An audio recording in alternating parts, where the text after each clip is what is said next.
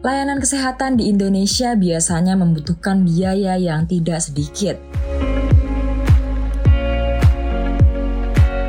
terutama untuk masyarakat yang tidak memiliki jaminan kesehatan. Hal ini berbeda dengan yang dilakukan Dr. Yusuf Nugraha.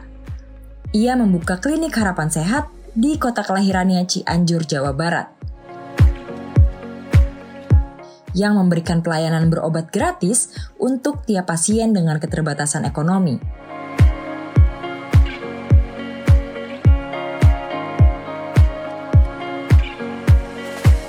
Menyadari masalah ekonomi di lingkungan sekitarnya, Dr. Yusuf berharap seluruh masyarakat bisa mendapatkan pelayanan kesehatan yang baik, profesional, dan terjangkau.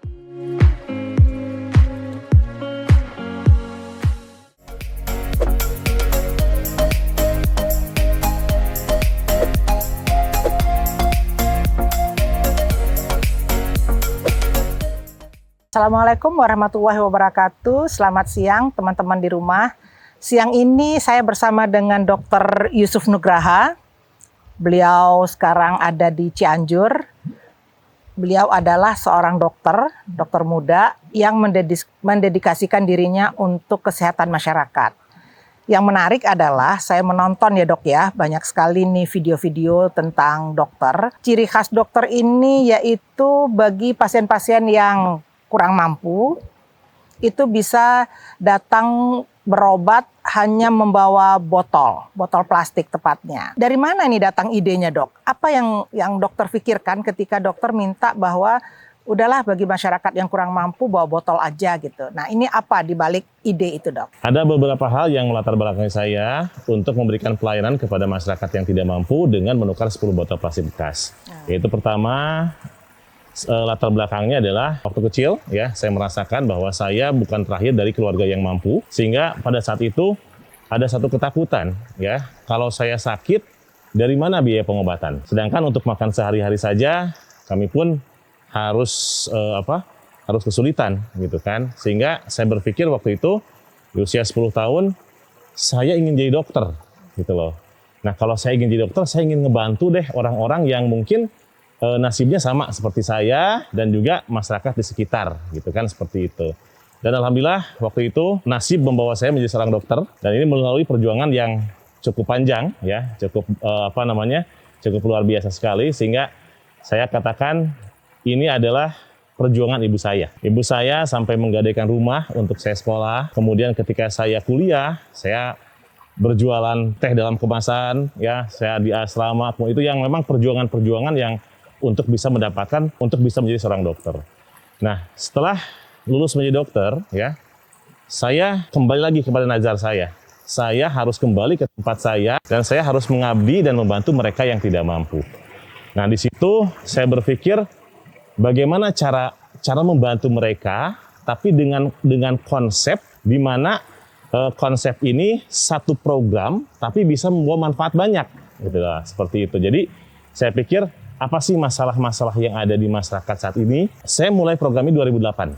Ya, jadi 2008 saya pulang dari NTT, saya pulang ke Cianjur, kemudian saya di situ melayani pasien. Hanya saja saya pikir ketika saya ingin membantu mereka di bidang kesehatan, ternyata ini kita tidak bisa hanya berhenti masalah kesehatan saja.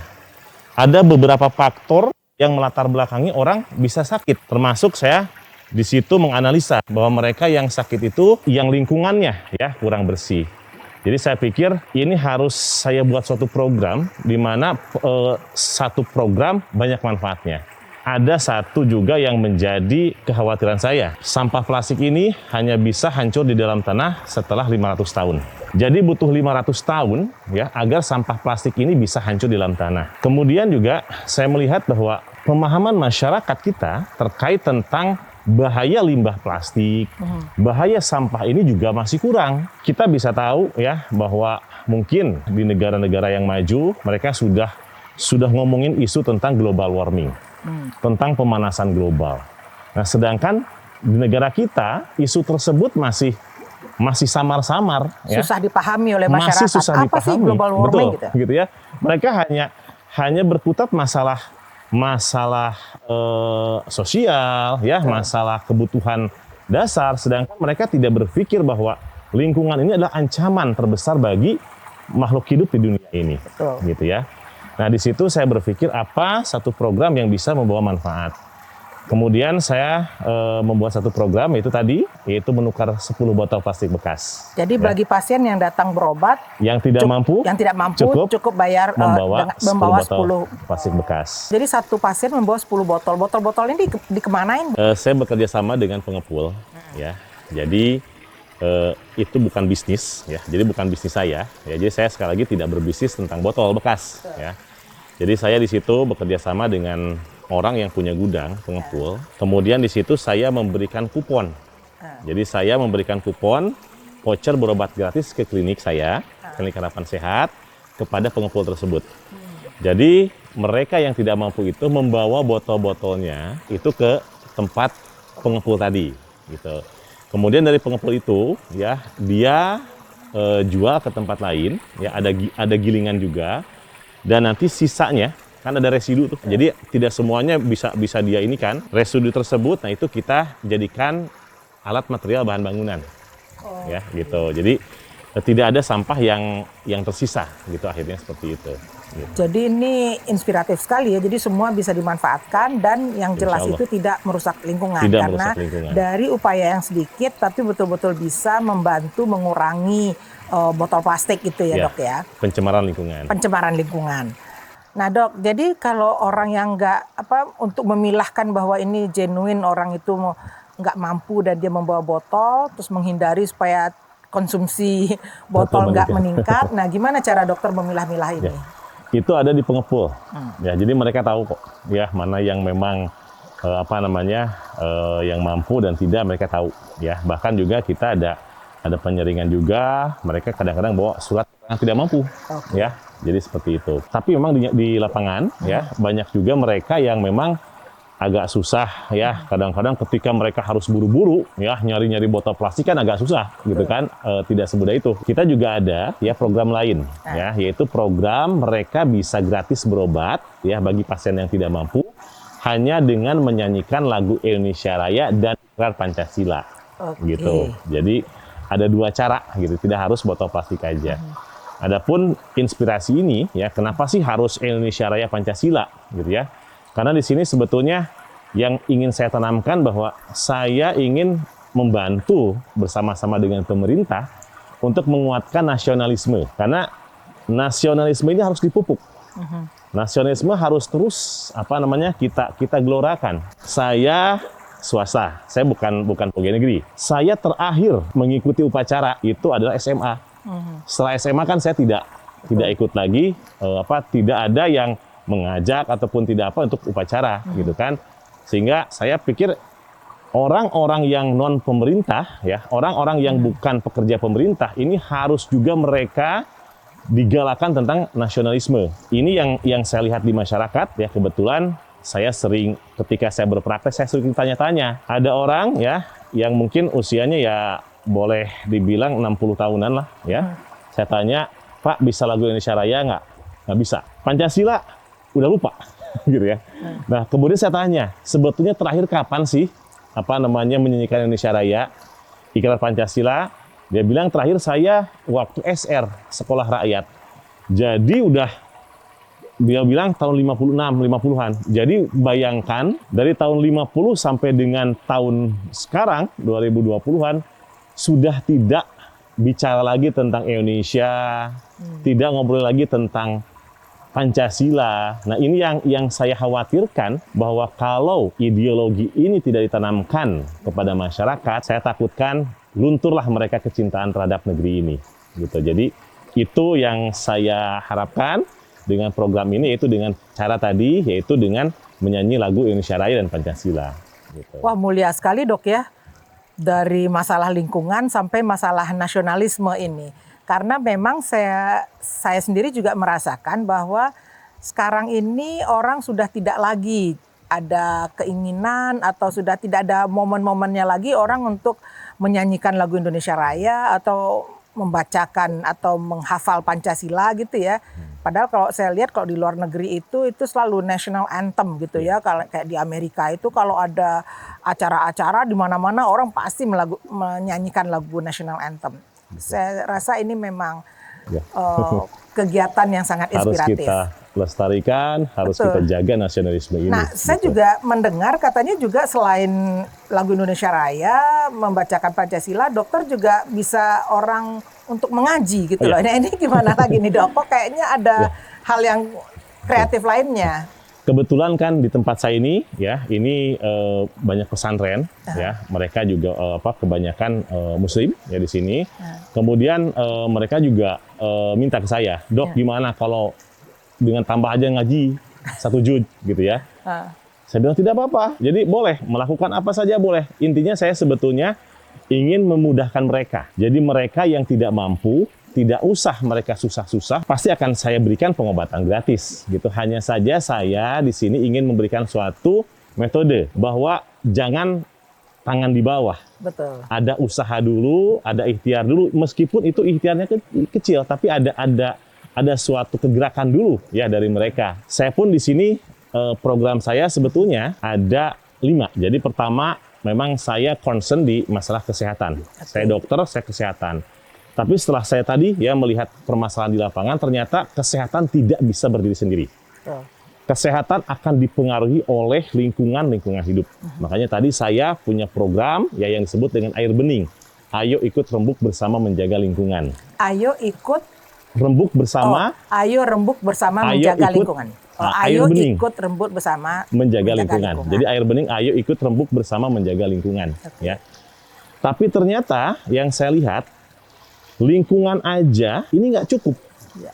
Jadi ada masalah, mereka itu bukan mau tinggal di tempat kumuh, tapi karena tidak ada pilihan. Ketika saya tanya, Pak mau nggak di tempat yang bagus? Mau, gitu ya. Kenapa di situ? Ya karena memang, mohon maaf ya, kesejahteraan mereka kurang. Ya. Nah makanya saya bilang, ketika ngobrolin masalah lingkungan, harus kita memikirkan kesejahteraan. Ya. Kemudian apa yang saya lakukan di bidang kesejahteraan? Saya di situ kebetulan saya punya program Melinda. Melinda itu melawan lintah darat. Oh, melawan lintah darat. Ya.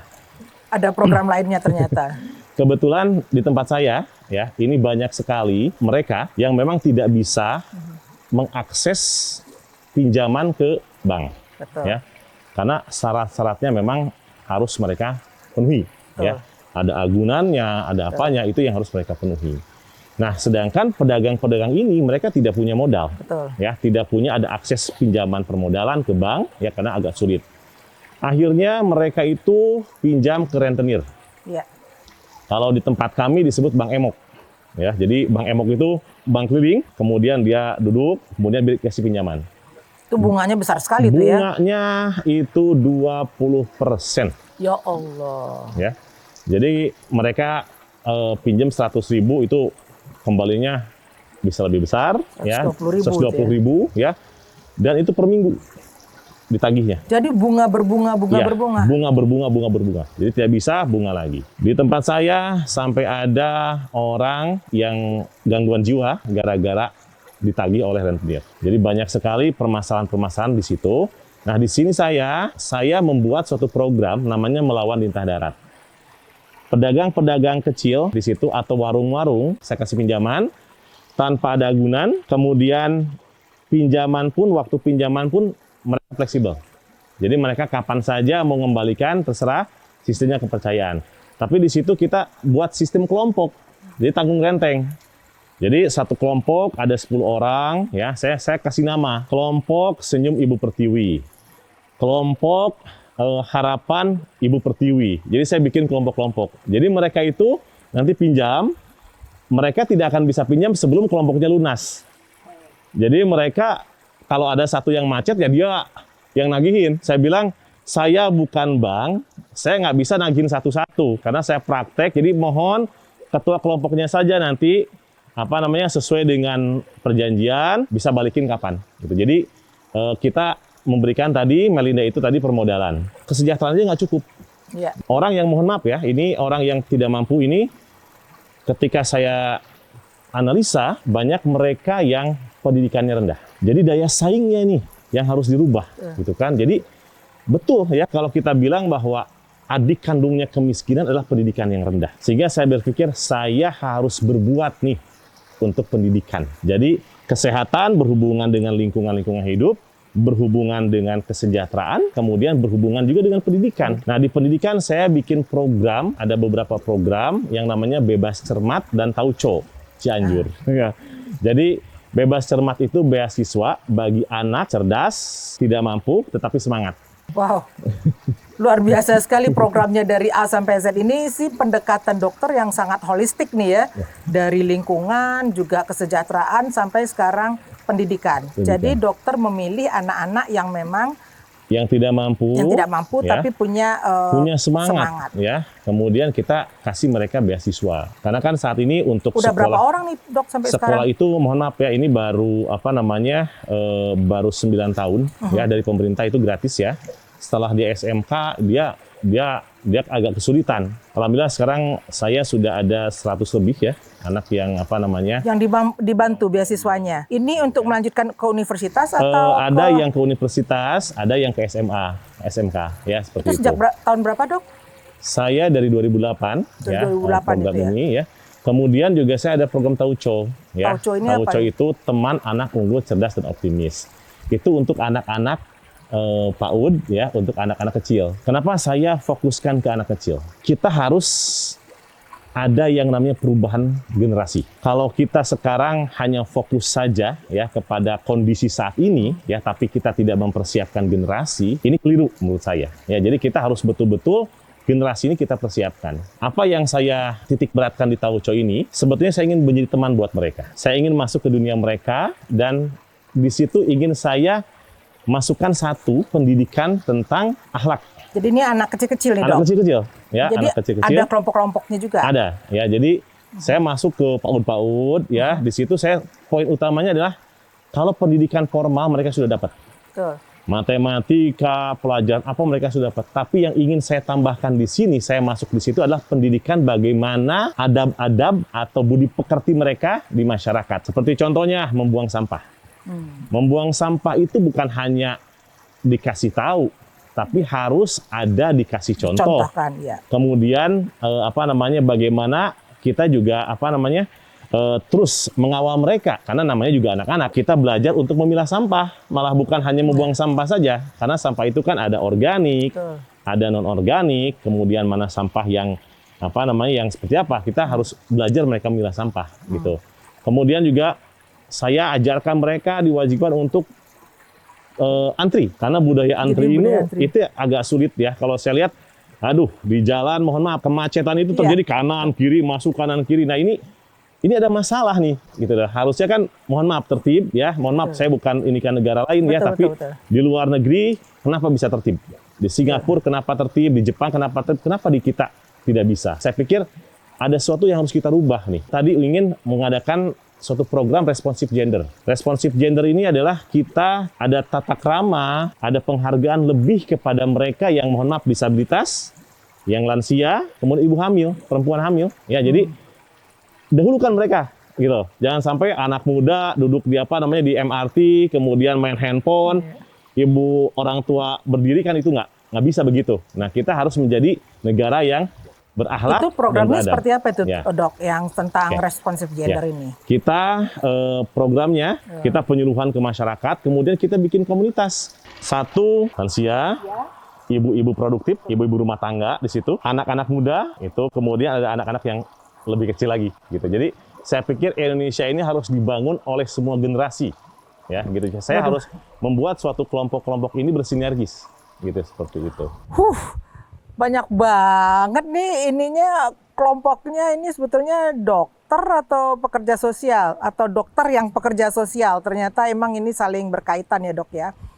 Melihat begitu komprehensifnya pendekatan yang dokter lakukan ini sebetulnya uangnya dari mana ini, dok? Ini kan saya rasa ini bisa jalan atau tidak sih program-program seperti ini, karena semua ini kan butuh dana. Sekali lagi, saya tidak mendapatkan dana dari pemerintah, ya, dan saya juga bukan pegawai negeri, ya. Saya memang murni swasta. Satu yang dalam benak saya, ya, ada satu hadis riwayat Bukhari, ya, yang saya pikir ini menjadi ketetapan hati saya. Apabila engkau memberikan kemudahan kepada orang lain di dunia, maka Allah akan memberikan kemudahan bagimu di dunia dan di akhirat.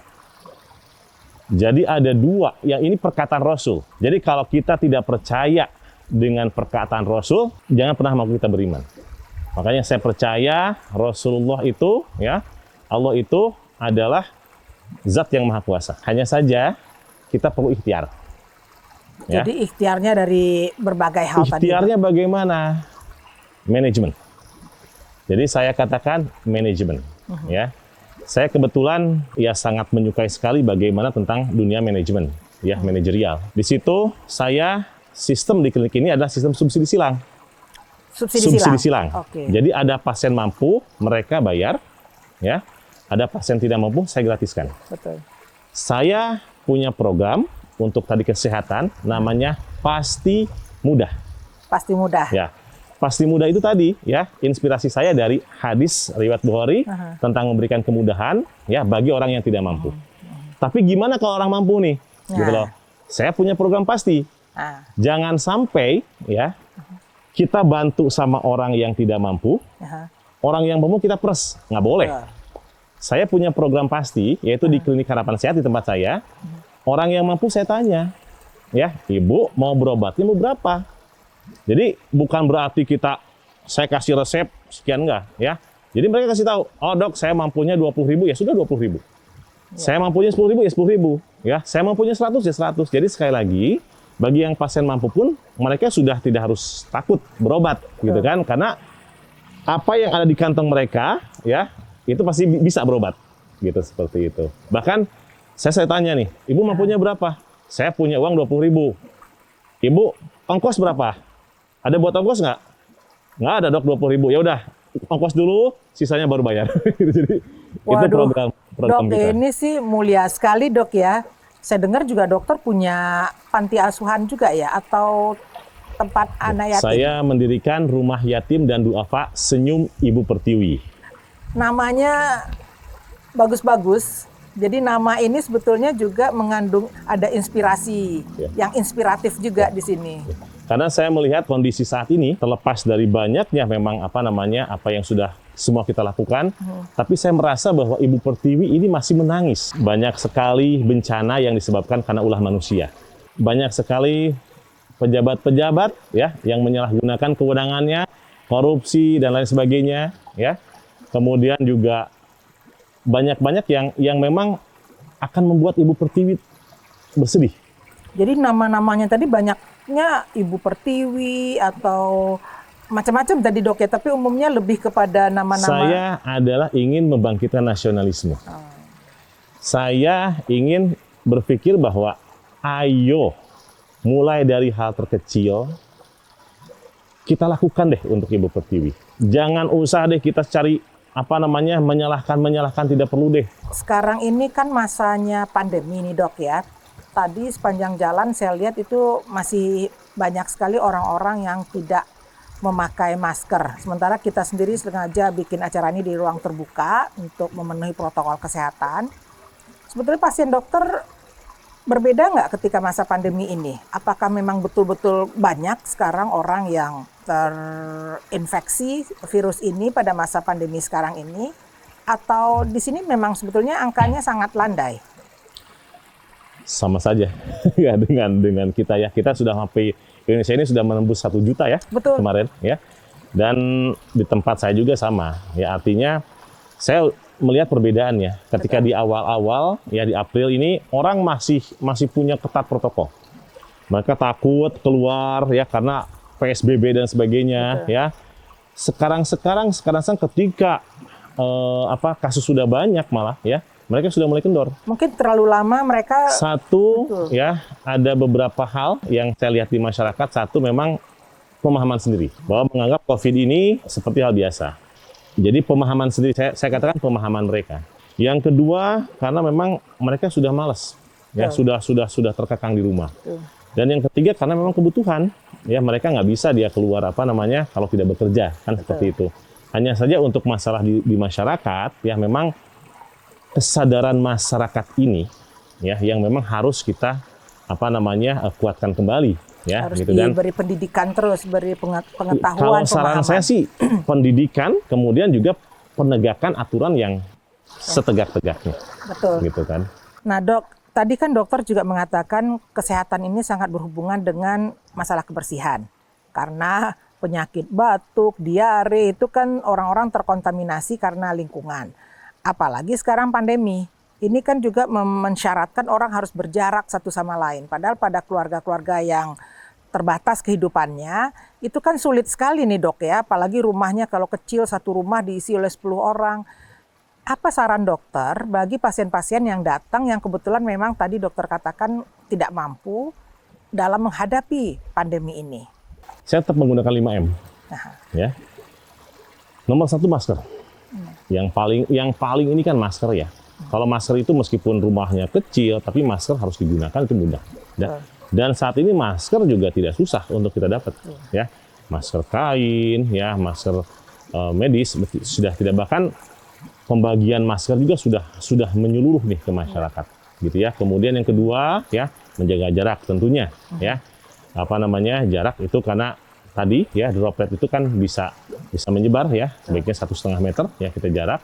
Kemudian mencuci tangan, ya mencuci tangan, ya kemudian menjaga mobilitas kita, ya biar kita tidak bepergian kemana-mana. Nah, jadi itu sebetulnya 5M itu ya yang selalu saya sampaikan ke masyarakat ya. Gitu, seperti itu. Nah sekarang ini dokter udah divaksin belum dok?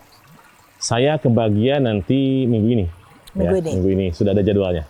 Nah ini kan distribusi vaksin kepada nakes-nakes karena daerah-daerah seperti Cianjur ini saya rasa kan banyak juga daerah-daerah pelosok ya dok ya yang memang untuk menjangkau ke situ pasti susah, transportasi susah. Sementara vaksin ini selain mensyaratkan juga kecepatan, ketepatan, dan juga tempat penyimpanan. Menurut dokter ini bagaimana ini? Di pengelolaannya di sini cukup baik nggak dok? Kalau saya lihat di sini sosialisasi dari awal sudah bagus, ya. Kemudian juga ini disebar, ya. Jadi tidak hanya di satu tempat, ya, tapi ini dimasukkan ke puskesmas, kemudian ke klinik-klinik swasta juga. Jadi ada pelatihannya, ada ininya. Jadi mereka bisa nanti dijadwalkan di tempat-tempat yang memang terdekat. Bahkan dari dinas sendiri, ya ini sudah mempersyaratkan kalau memang mau klinik itu mengadakan vaksin, ya harus mempunyai tempat penyimpanan yang sesuai standar. Ya, jadi saya harap sih sampai saat ini, ya karena baru kemarin vaksin dan saya pikir belum ada masalah dan mudah-mudahan tidak ada masalah, ya. Dan mudah-mudahan semuanya berjalan lancar dan mudah-mudahan pandemi ini bisa segera selesai. Betul. Gitu. Nah sehari-hari ini berapa orang sih kira-kira yang ngantri di klinik dokter nih? Tergantung setiap harinya, ya. Kalau hari Senin lagi rame, ya biasanya antara 300 orang, ya. Sehari? Itu dokter dari jam berapa sampai jam berapa? Saya sengaja di situ bukan hanya saya sendiri, ya, tapi saya juga menggaji dokter-dokter lain, kemudian petugas-petugasnya. Jadi di situ sehari itu ada 3 dokter, ya, yang melayani pasien. Gitu. Jadi rata-rata sehari 300. Kalau hari rame ya kadang-kadang ada yang ya tidak kurang dari 100 lah setiap hari.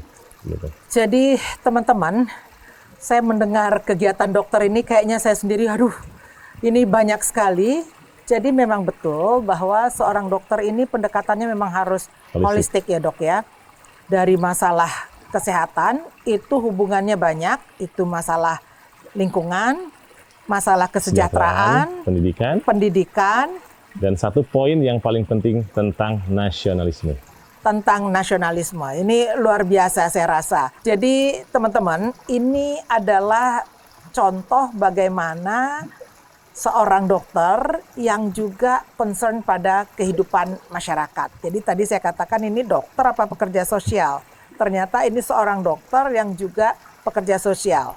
Dokter juga paham bahwa ini pendekatan-pendekatan yang harus dilakukan ini adalah pendekatan-pendekatan yang holistik, termasuk tadi juga masalah kesetaraan gender gitu dok ya, atau masalah keadilan gender, itu saya rasa luar biasa. Sekarang ini harapan dokter ke depan apa nih sebetulnya? Baik dalam menghadapi pandemi atau dalam menghadapi Indonesia yang lebih baik ke depannya? Harapan saya cuma satu, Ibu Pertiwi tersenyum. Ibu Pertiwi tersenyum. Dengan apa yang bisa kita lakukan untuk negeri ini, tanpa kita harus saling menyalahkan satu dengan yang lainnya, bersatu sesama anak bangsa, dan mari buat Ibu Pertiwi ini tersenyum. Teman-teman, ini pengalaman saya yang memang luar biasa. Karena sebetulnya saya juga aktif di berbagai organisasi. Tapi memang pendekatan yang seperti dokter lakukan ini adalah pendekatan yang memang membuat kita semua berpikir bahwa kesehatan ini ternyata tidak berdiri sendiri. Apalagi bila kita bicara stunting, Dok. Stunting itu kan juga hubungannya dengan kesejahteraan masyarakat, pendidikan, pengetahuan orang tua dalam melakukan pendidikan tumbuh kembang anak, masalah kesehatannya, dan juga sanitasi. Karena dokter tadi juga mengatakan bahwa pendidikan tentang sanitasi ini juga hal yang paling utama kepada masyarakat gitu ya, Dok ya. Nah, apakah memang materi-materi seperti ini juga menjadi materi-materi ketika dokter bertemu dengan kelompok-kelompok yang tadi dokter katakan kelompok binaan. Jadi masalah stunting, karena ini serius sekali negara kita soal masalah stunting sekarang.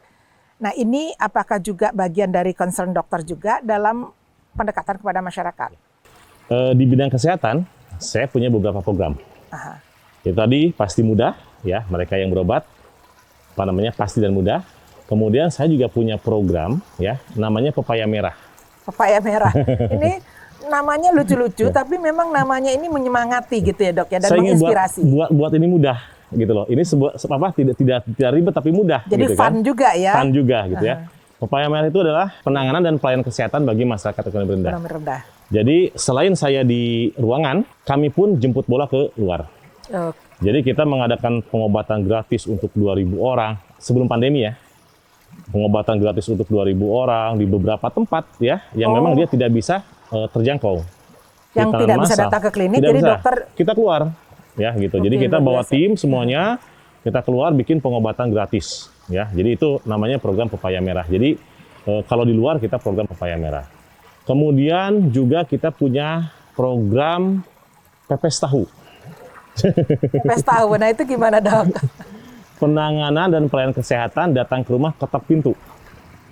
Wow. Ya. Jadi bagi mereka yang tidak bisa datang ke tempat pengobatan gratis, tidak bisa datang ke klinik, kami datangin ke rumah. Gitu loh. Jadi kita datangin ke rumah, kasih obat mereka, bawa tim pengobatan mereka, ya. Dan untuk tadi masalah yang stunting tadi, kita punya program ikan bakar, ya. Program ikan bakar. Informasi kesehatan terbaru agar kita pintar. Ya, jadi kita informasi kesehatan terbaru agar kita pintar. Nah, itu gimana ya. tuh, Dok? Jadi kita tadi ya, kita berikan penyuluhan ya, di setiap tempat kita berikan penyuluhan tentang masalah-masalah yang dihadapi masyarakat ya, tadi stunting, kemudian stunting sebetulnya nggak boleh ada lagi karena Tapi tidak, negara kita masih karena tidak boleh ada lagi rame. Harusnya ini sudah kita udah nggak masalahin masalah itu gitu loh, karena udah ke depan itu kita udah masalahnya penyakit kronis, diabetes, lifestyle gitu kan. Kalau masalah dulu, stunting itu masalah dulu. Dan kenapa ini masih muncul, berarti ada masalah. Betul. Gitu. Jadi, gimana kita mau maju ke depan, kalau masalah yang dulu yang harusnya sudah selesai, masih ada. Sehingga memang concern harus selesai, gitu, masalah stunting. Gitu kan. Ini jangankan stunting, angka kematian ibu dan bayi ya. Dan bayi ketika melahirkan. Nah, itu kan juga... Saya selalu katakan, program-program tadi, ya, yang saya bilang kesehatan, kemudian lingkungan hidup, kemudian kesejahteraan, pendidikan, itu akan menunjang kepada IPM. Akan menuju kepada? Menunjang kepada IPM. Oh, menunjang pada IPM. Ya, karena negara itu indikatornya IPM. Kalau kita mau negara seperti apa, lihat IPM-nya. Gitu. Jadi saya katakan 4 faktor itu ya akan menunjang bagaimana IPM kita naik. Dan tadi 4 tadi itu ditunjang dengan harus ada yang menjadi poin utama adalah generatornya nasionalisme. Kita tidak bisa ngeberesin masalah apa-apa tanpa ada rasa cinta kita terhadap negeri ini. Berniat nggak sih bikin klinik-klinik tempat lainnya? Insya Allah ya, selalu saya selalu biar berjalan seperti mengalir saja. Harapan selalu ada ya, tapi saya selalu berpikir apa yang bisa kita lakukan dulu, kuatkan dulu ya, jangan sampai nanti bikin di mana-mana tapi nggak ini gitu ya, seperti itu. Dokter Yusuf Nugraha, luar biasa. Pengalaman saya juga berbincang-bincang dengan dokter ini sangat inspiratif sekali. Semoga ini juga menjadi inspirasi bagi dokter-dokter lainnya, dan saya berharap supaya semua cita-cita dokter tadi itu bisa tercapai hendaknya. Teman-teman, sekian dulu dalam pertemuan kita. Tunggu acara Adriana Views dalam tema-tema berikutnya yang juga tidak kalah serunya. Dok, terima kasih banyak. Wabillahi taufiq wal hidayah. Wassalamualaikum warahmatullahi wabarakatuh.